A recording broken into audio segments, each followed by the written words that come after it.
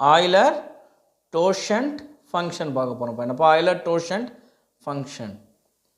So சிம்பிளாக ஒரு வேல்யூக்கான ஒரு 7ன்ற வேல்யூக்கான ஆய்லர் டோஷன் ஃபங்க்ஷன் எப்படி கண்டுபிடிக்கிறது அப்படின்னா ஒன்றும் இல்லைப்பா. இப்போ 7 லெஸ் தென் 7 என்னப்பா எழுதலாம்? 1 எழுதலாம், 2 3 4 5 6. ஓகேங்களா?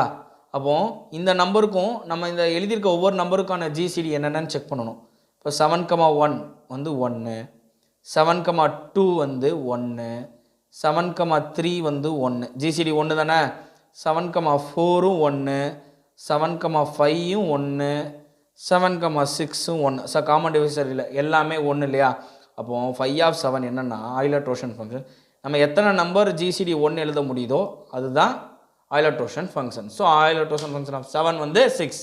ஸோ 6 டைம்ஸ் எழுத முடியும்.